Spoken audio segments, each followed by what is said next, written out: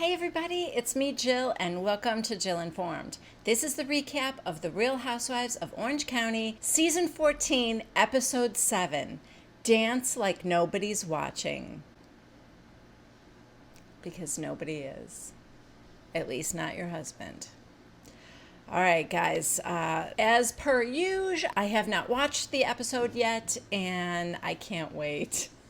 So let's get started. Quick side note, in the opening for Tamra, when we hear her tagline and then you see the family in the background, why is it just Eddie and Ryan? Where's Spencer? He's 18. He could be in that opening scene now, right? Okay, we open at Emily's house and it's just a quick little scene where she's packing for Vegas and she's talking to Annabelle about it. And she goes, yeah, mommy has to go away for a while. Do you know where I'm going? And Annabelle's guess is Costco.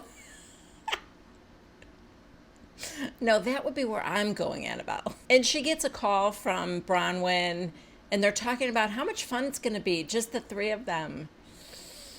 I think Bronwyn wants out of this trip. I think the second she found out that it was just going to be her and Kelly going to watch Emily, she thought, oh God, I thought everybody was doing this. That's just my guess. And now we are at Gina's new lawyer's office. And again, you guys, I get a real funny feeling about this guy. He just seems a little smarmy. And maybe it's because he's allowing this to be filmed on camera. And then he's going over yet again the stuff that he already went over with her. Okay, so this is the way that your old attorney effed up. And this is how I'm fixing it. Basically is what he's saying. So you had an arraignment, your old firm didn't show up, so I got a continuance. And it's just like at that point I'd be like, yes, I understand. That's why I fired them and that's why I have you now. But of course she's like so thrilled. Shannon Bador got me this new attorney, Michael Fell, to help me out with the biggest screw up of my life. Gina is still basking in the glory that is Shannon Storms Bador. I'm not saying this wasn't great that she got her this attorney. It was. But I'm just, when it's like so much so fast and you guys had such a bad beginning, I would be taking the relationship a little bit slower.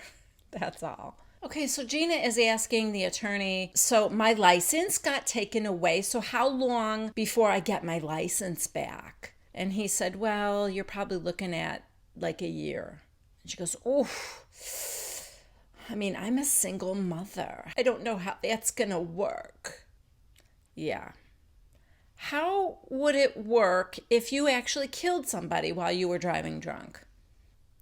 You know, it's not that I'm not sympathetic to a single mom who's got to get things done and get her kids to school and get grocery shopping done and all that, but not only do you seem to have an excellent support system in your mom and dad, but you've got money. I feel like you probably could afford an Uber. I realize a year is a long time and yeah, that would add up, but all I'm saying is there are people that get themselves into this situation that do not have the means that Gina has. So I'm not like super sympathetic. Oh, Bravo. Bravo is so shady on the DL. Bravo zeroes in on Gina's hands. I can only imagine it's to show us that things are so bad for her that she doesn't even have the will to get a new set of acrylics.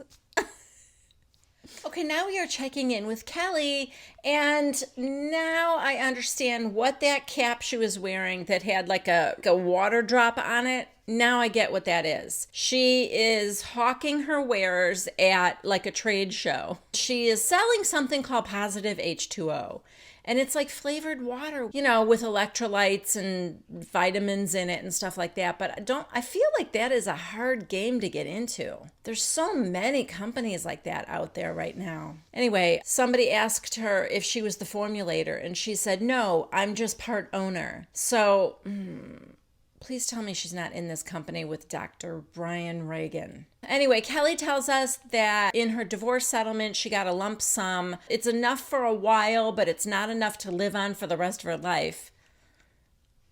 Okay. So she, I don't know, I guess she used part of it to invest in this company.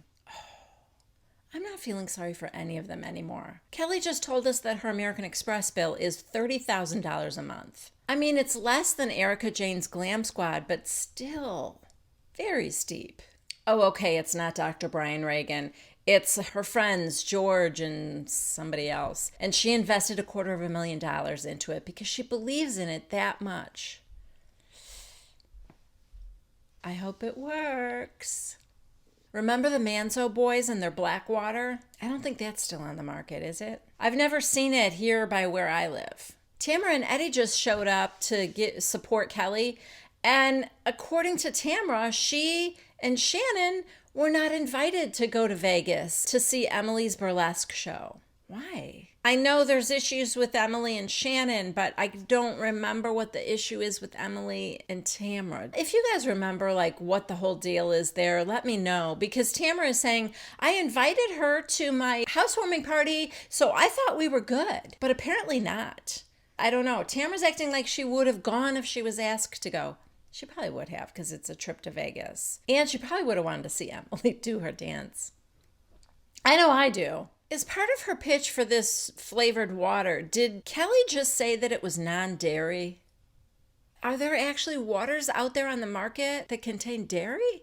Now it's the Vegas trip and the ladies are on, it doesn't look like a commercial plane, but it doesn't look like a private plane either. I don't know what this is, but anyway, they get there and they get to the Westgate, which is the hotel where her Sexy the Show is performing. And oh my God, you guys. Perry and Larry are there.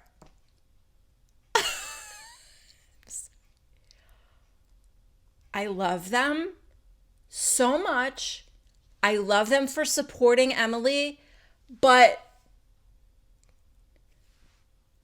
you are doing a sexy dance that in your mind you were going to be doing for your husband, and now you're doing it for your father-in-law and your mother-in-law. You guys, something's wrong.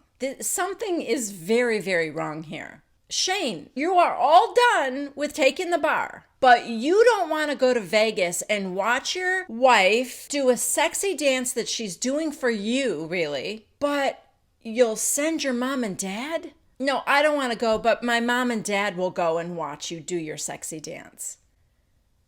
No, you guys. This is weird. This isn't just me. This is weird, right? I love the hell out of them for supporting her, though. I'm just saying that. This is not about Larry and Perry. I am in love with them. It's bizarre. The suite that they're staying in at the hotel, oh my God. It's got 3 bedrooms and a private pool. Yeah. This expression on Bronwyn's face, that was exactly the same face I made when I first heard. Did I mention that they also have 2 butlers? It's so funny because one of them is like, and you also have 3 bedrooms, of course, and your own private pool, of course. Of course. Okay, so I guess it's just Emily and Bronwyn right now. Kelly must be coming later because once they get checked in, Emily calls Shane. That is sort of a normal thing to do. If I were traveling with girlfriends, I would check in with my husband, let him know we got there okay. Here's the part that is abnormal, or maybe just normal in the world of Shane. She said, oh my God, Shane, this place is over 15,000 square feet. It's bigger than your parents' house. And he goes, yeah, just don't send me the bill. And she goes, oh, okay, I love you. And he goes, it's a bad connection. Emily, oh, I'm sorry. Okay, Shane. Okay, bye. Click. Is it even worth talking about him anymore? What am I going to say? Oh, he's acting like a real dick? Well, yeah, we know that now. I don't see 2 sides to this anymore. There's no, well, he was stressed out about taking the test. He doesn't like her. I know a large portion of you guys think that he's having an affair. And that's why he's treating her this way. Another large portion of you guys think that he's gay And that's why he's treating her this way. And maybe some of you think that he's gay and having an affair, and that's why he's treating her this way. I don't know. Obviously, we haven't seen any evidence on the show. So, like, for me, I don't get a sense of either of those things happening. Well, starting with the gay thing, I guess it's possible. I guess I don't completely understand why he wouldn't be open about that if he were. He lives in California. I could be wrong, but Larry and Perry seem very loving and supportive. My God, they're watching their daughter strip on stage. Not strip, but I'm not seeing the motivation for him to remain closeted. I could be wrong. It might be because he's Mormon. I don't know. But I also watched Sister Wives, and one of their daughters came out and has a girlfriend that she lives with now, and everybody accepted her. So I'm just saying it's possible, but him being gay seems far-fetched for me. I'm not getting that. Having an affair? That seems even more far-fetched to me. The vibe I get is that he is asexual. I think he's just not interested. And that's okay. You do you, boo. But don't drag a wife into it. Maybe the fact that he doesn't find himself to be a sexual being at all is where he's having his struggle. Obviously, I don't know, and I'm not starting this rumor out there about that. I'm just saying we're all speculating. And the two main theories that everybody seems to have, that he's gay or that he's having an affair, neither of those seem right to me. They could be true too, or maybe none of this is true. Maybe he's just a jerk. Sorry, this is turning into a little bit of a rant. Last season, their storyline was that she wanted to fertilize another egg. She wanted to have a sister for Annabelle because she and her own sister were very, very close. In fact, her sister carried her children for her. So she wanted one more. Shane said no. I was on Shane's side with that because I thought if all you ever wanted was to have a sister for Annabelle, and you can choose the sex of the embryos you're implanting, why didn't you just choose a girl embryo? Why did you have your twin sons then? Because I understand her sister doesn't want to do it again. They would have to find another surrogate. All of that stuff seems crazy to me if all you ever really wanted was to have two girls the way you and your sister are. And for all the things I ever said about Shane last season, that comment that was being critical of Emily, I was on his side, but I was criticizing Emily. That was the one thing that prompted Shane to write me that letter. That letter was just to defend Emily and explain why they had sons. And that, yes, it wasn't depicted correctly. She chose male embryos because they wanted a son or twins. And that part wasn't explained on the show. And he wanted to explain it in defense of Emily. So for all the things I said about him that weren't so great, and he even mentioned the douchebag part, the thing he wanted to clarify was in defense of Emily. So I went into this season completely open-minded with him. Well, I mean, maybe not completely. And we are 7 episodes in, and I have to say, this isn't, I fell out of love with her. He doesn't act like he even likes her. And I don't even want to say he hates her, because that would require him to have feelings toward her. I don't think he cares enough about her to hate her. All right, just my opinion. Let's move on. Oh my God, this next scene is so funny. So it's 8 hours before the show, and Emily is rehearsing with the ladies and trying to get her steps down. And the girl's telling her, listen, don't worry so much about the steps. Just feel yourself. You're sexy. You can do this. And then in Emily's talking head, she says, I really do want to do this. I want to show that I can be sexy too. I'm not your typical tiny little blonde Orange County housewife. Then we get a split screen over to Bronwyn in a bikini prancing through their hotel room. Oh my God, it's so funny. Valentino, can you get me a drink? And then the butlers are like doing a photo shoot while Bronwyn sits on the piano and dancing. She's doing cartwheels. She's jumping on furniture. Oh my God. It's so funny, you guys. Cut back to the rehearsal. Emily's like, all that hip rolling, that's hard for me. And the girls are like, come on, just think about sex. And she goes, that's not going to do it for me. I've been married 10 years. It's not how long you've been married. It's more about who you're married to. Side note though, doesn't she have arthritis in her hips? I follow her Instagram stories and I'm pretty sure she does. Just saying, that might be why it's hard for her to move her hips. Okay, now Kelly shows up and pulls up in front of the Westgate, and we've got Dawn, the VP of marketing, coming out to greet her, carrying the Westgate mascot, this adorable little Westie, Sir Winston. Kelly's like, who's this bitch? Good job, Kel. Already classing the joint up. Seriously though, why the red carpet treatment? Because Emily is going to do like, two little moves in their Sexy the Show? This is how I would imagine they would be greeting Barry Manilow, who is also performing there. Okay, Emily gets back to the room and Bronwyn is in one of the bathtubs in her bathing suit. So Emily comes and she's like, my feet hurt. So she puts them in the tub and she goes, I messed up. And she's like, just keep going. Don't stop. Like whatever you do, like during the show, just keep going. And she goes, it's a lot different up on stage rehearsing it than in my kitchen. And then we get a flashback. You guys. She's doing the dance in her kitchen for Perry and Larry. And Perry is doing it too. Oh, God. How many times am I going to say, how did they give birth to Shane? But how did they give birth to Shane? Shireen is not like that. I love Shireen too. I'm surprised she's not coming. Maybe she is. Okay, so now Kelly comes in and she's like, hello, where am I? Versailles? They come out. They're in their bathing suits now because they're going to go in the pool.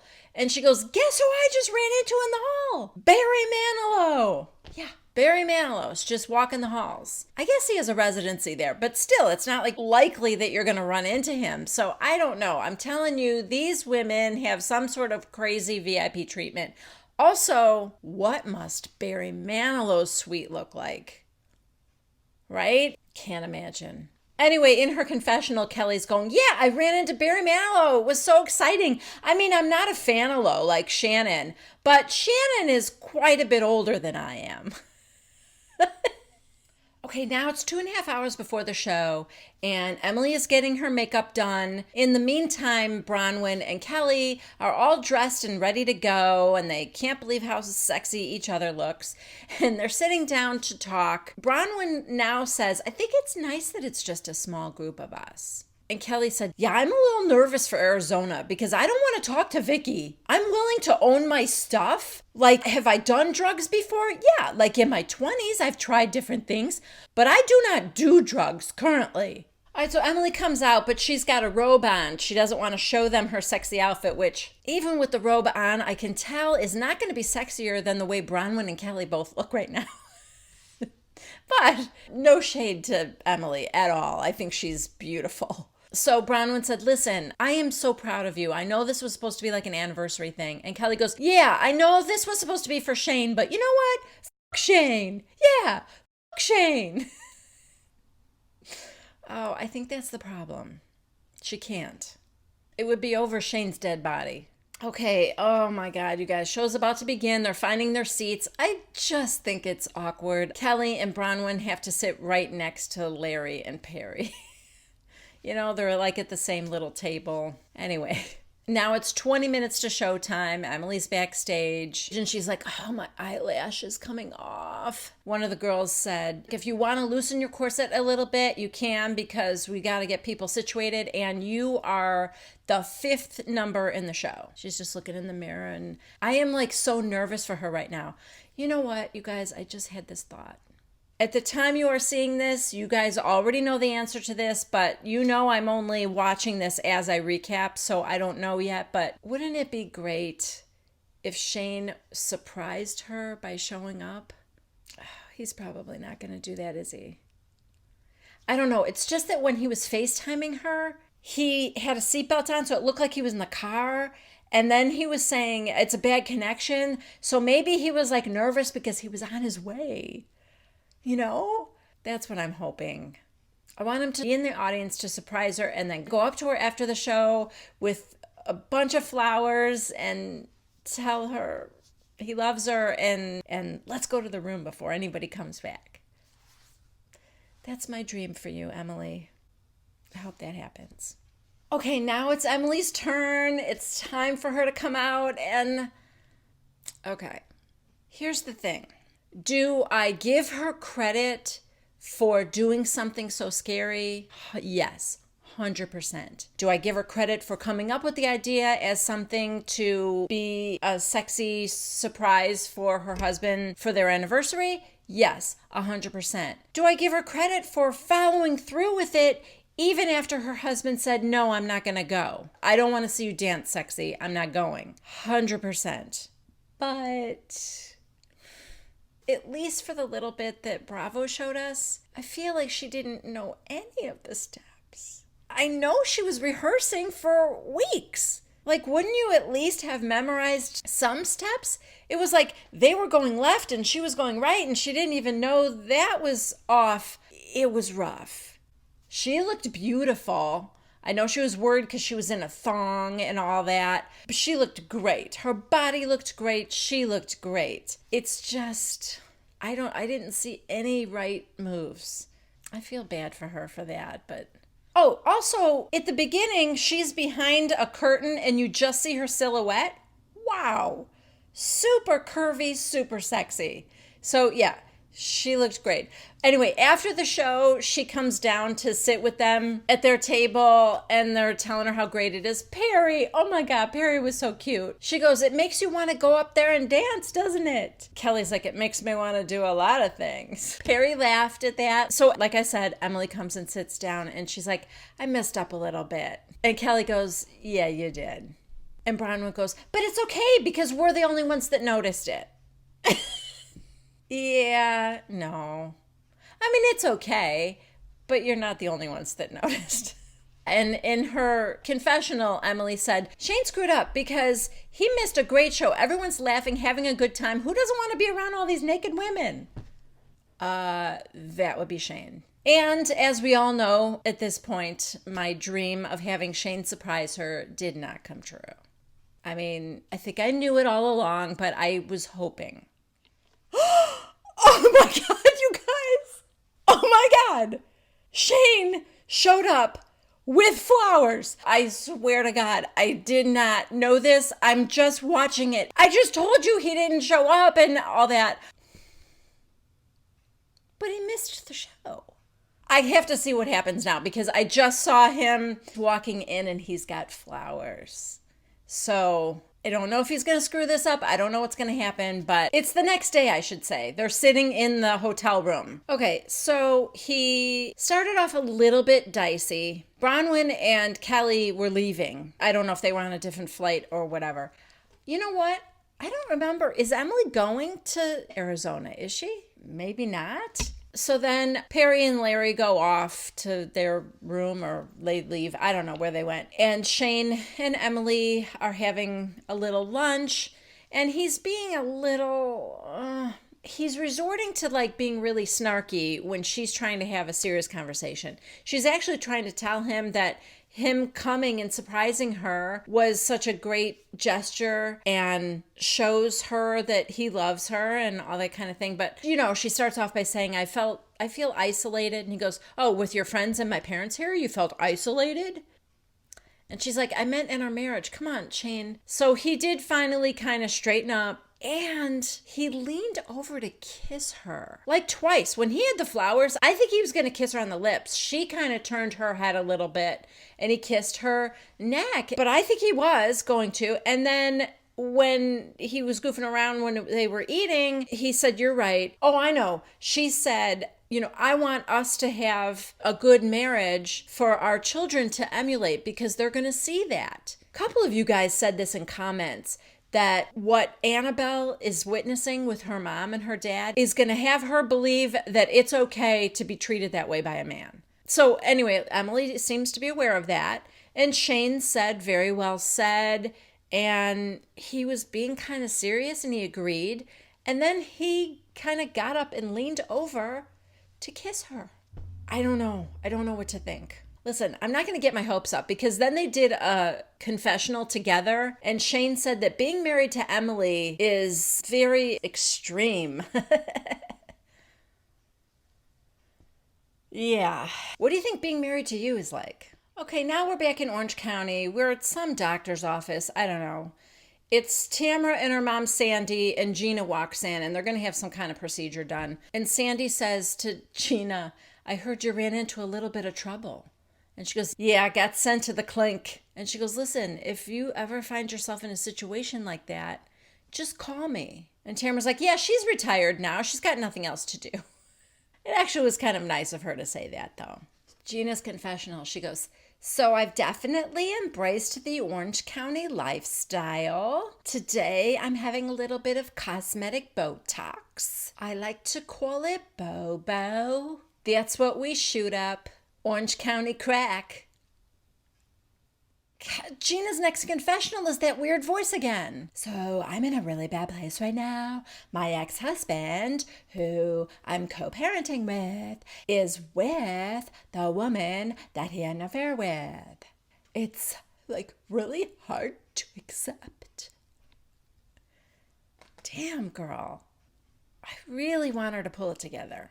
Then she says, but Shannon Bador constantly reaches out to me, but Emily, who is doing some burlesque show in Vegas for no reason, can't be bothered. I get where this is going. You guys, Gina and Emily were the best of friends last year, and really even after filming, if you followed one or the other of them on social media, they were always together. And it was them against all the others because all the others were kind of against them. But they stuck together. They were good friends. Gina is making it very, very clear that she's pulling away from Emily. And again, I like Gina, but it doesn't seem fair to me because I feel like that's usually a sign that a relationship was one-sided to begin with. Like Gina was always maybe the flaky one, and Emily was the attorney who had it all together, who gave good advice, who was supportive, like she was the mother figure in the relationship. And that worked. That worked for Gina. Now that Emily needs a little bit of her own support, instead of Gina trying to be there for her, or at the very least understanding that she can't be there for Gina. Because I get it, Gina maybe can't be there for anybody right now because she's going through it herself. But at least understand that Emily can't be there right now because she's going through something too. But no, I mean, the writing is on the wall that there is going to be an ostracizing of Emily. I definitely see it. I think Gina is moving away from her. Gina is worming her way into the unholy trio that is Vicky, Tamara, and Shannon. I think Gina has picked her side, and it's not Emily. Okay, so now Tamara, her mother Sandy, and Gina are talking about Emily while they're getting their Botox treatments. Sandy said, what was the purpose of this Vegas show? And she goes, I don't really know. Like, it was supposed to be for her anniversary, and then her husband didn't want it, so I don't really know. I really didn't like how hard she was pressuring me to go. We get a little flashback to something we hadn't seen before, which was while they were in the hotel, they were FaceTiming Gina and going, come on, just come. Matt had the kids for the weekend, and Gina just couldn't get out of bed, and she wasn't feeling great. I don't know, maybe I'm giving Emily too much credit, but I don't think Emily meant it like, I don't care what you're going through, just come and support me. I think she thought, this place is beautiful. It's an escape. It's going to be fun. It's going to be good for you. You're my friend. I want you to be here for your sake too. At the very least, I don't think Gina should have been mad that she was trying to get her to go. But anyway, Tamara's jumping right on this bandwagon. She goes, oh, a guilt trip she's laying on you? Unbelievable. So we can see where this is going. Okay. What I'm about to say, just so you know, I am fully aware of how hypocritical I am. But I'm going to say it anyway. I don't like them making fun of Larry and Perry being there. Because now Sandy said, well, who was in the audience? And she said, well, her mother-in-law and father-in-law were there. And Tamara's like, what? Happy anniversary, honey. I gave your dad a boner. And my immediate reaction was, do not make fun of Emily and do not make fun of Larry and Perry. Yeah. I don't know what to say. It's okay when I do it, but not when Tamara does it. That is my double standard, and I stick by it. I have a duty to you guys to report not only the facts of what happened, but also my opinion about it. So I am just doing my job. Tamara, what's your excuse? Does that work? Okay, we are in Arizona now for the big, wellness trip. And Emily is there. So it's going to be everybody, including Vicky. Okay, they're in the van driving to where they're staying. And Shannon says, and I don't believe this for one single second. Shannon says, I just found out that we don't have separate rooms. We're going to be in 2 villas. And in one of them is a room that 2 people will have to share. So Vicky is only going to be in town for 24 hours. So we have asked Gina to share with us. Of course, Shannon and Tamara have asked Gina to share a villa with them and then share the room with Vicky since she's only going to be there for 24 hours. Gina's like, yeah, that's fine. No freaking kidding that you are going to stick Kelly, Bronwyn, and Emily in the other villa. Oh my God, Bronwyn, step away from the chalkboard. I didn't mention this before because I didn't think it was going to be a recurring theme. I was wrong. When they were in Vegas, there was a chalkboard there that Bronwyn got way into, like, let's party, and like, what happens in Vegas stays in Vegas. Just real super original stuff like that. And apparently she has brought the chalkboard to Arizona. They're still in the van, so it's not like she even packed it away. This thing is like at the ready. Now it says Zen time. Bronwyn, you know you can speak, right? You know who could have used that chalkboard? Me when I had tonsillitis. Of course, I was home alone, so it wouldn't have helped. I would have been holding the sign up to the dog. Do you need to go out? Not feeling that chalkboard so much, Bronwyn. All right. Things are already not starting out great for Kelly. She's making all these dong jokes, and it's so stupid. I mean, maybe if she were on this trip with a bunch of 12-year-old boys, but it's just really dumb. And Shannon even asked her to please stop because there's this giant gong, and she wants everyone to hit the gong, and you know, this whole place is supposed to be very spiritual and healing, and Shannon's very, very into that stuff. And we've got Kelly over here with all the, like, sophomore humor. It's just dumb. Like, I'm all for making jokes and making fun of people who are too into something. I am all for it. If it's funny, but it's not. It's stupid. So I kind of wish she would shut up too. But she cannot stop herself. It's almost like a little bit of a Tourette syndrome thing where she has to talk about sex all the time. Even on the plane, Tamara had her phone out and it was like a little home movie, and she's like, what do you need to get healed, Kelly? And she goes, well, I just got banged earlier. She goes, oh, so you need your vagina healed? Ha ha ha. But it's like all she can talk about. I think that's a sign of a problem, maybe. Okay, so now all the ladies have gone into this yurt where they're going to be cleared. Okay, no shoes, please. And the guy's like, and you could take off your hat to Kelly. And she's like, oh, you're going to clear me? Like clear my energy? Yes, we're going to clear your energy. So the girl asks her, so what brings you all here?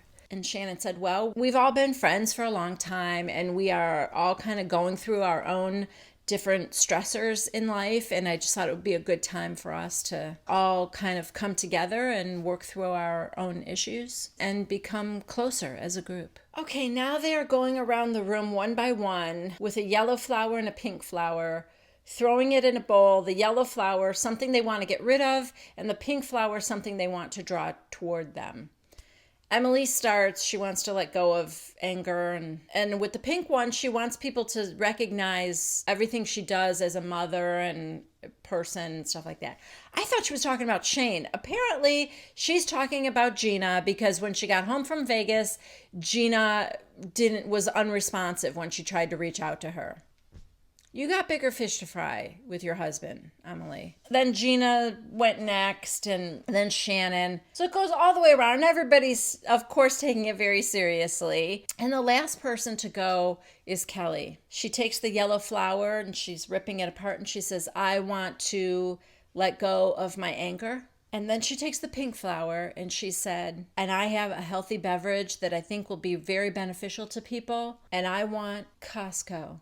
And I want Target. And I want Walmart.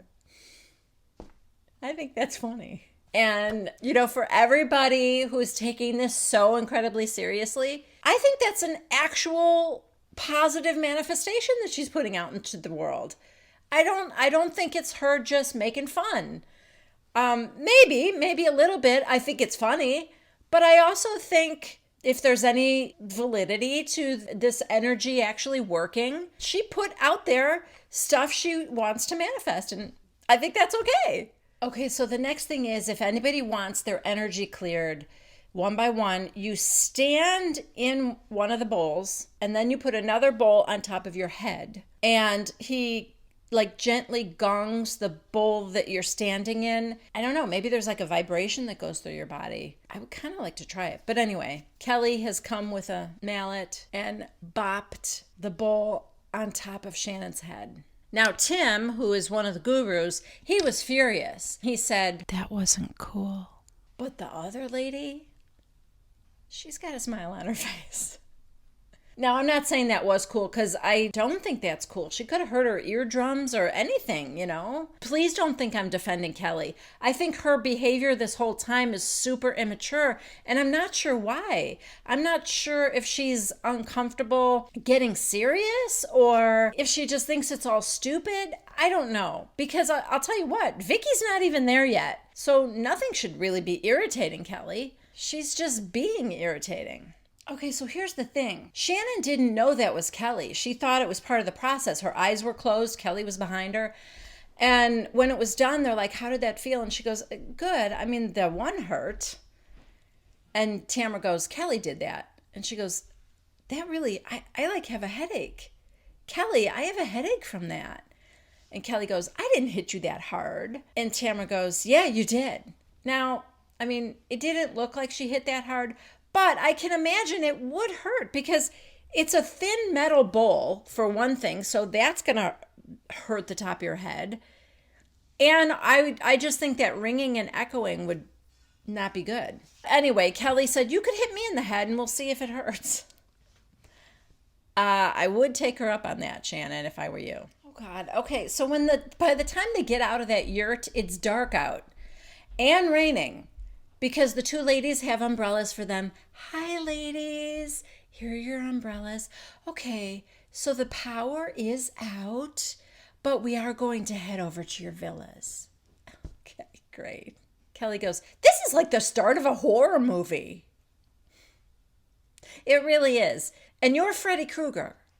Okay, so Emily, Bronwyn, and Kelly get to their room, and they've made it as nice as possible. They have a fireplace going. There's candles everywhere. I mean, as nice as it can be without electricity. And they're laughing, having fun. Then we see the other three walking to their room, Shannon, Tamara, and Gina. Tamara's like, how's your head, Shannon? It still hurts.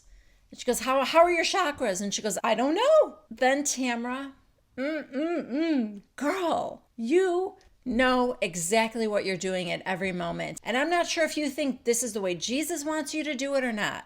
But she then says to Shannon, I don't want to scare you, but my ex-husband got hit on the top of the head like that, and his spinal fluid started leaking out. Yeah. Shannon goes, are you serious right now? Now Shannon says that her left eye is blurry, and they're like, you should probably go talk to a doctor. So in the other villa, Kelly's like, oh, you just know Shannon's going to make a big deal out of me doing that. And I didn't even hit her that hard. She's going to be like, oh my God, I was trying to get my aura cleared and now I have a concussion. Back in the other villa, Shannon is crying because this is supposed to be a big fun weekend or however long they're there. And, that girl is just like ruining it. I kind of get it because this is right in Shannon's wheelhouse. right? All this holistic healing kind of thing. And also, I think she probably put a lot of effort into planning it. Or at least they're letting us believe that. I don't really ever know with these housewives trips if it's something that the producers handle or if the housewife herself is really doing it. But it does seem like something Shannon would do and is obviously taking it very seriously. And yeah, I mean, Kelly and all the joking is putting a damper on it. It's a little like Shane, where you need somebody to finally just stop with all the stupid little jokes and just take it seriously. I think that's where Shannon's at. Bravo keeps showing all the staff, and it is a little creepy.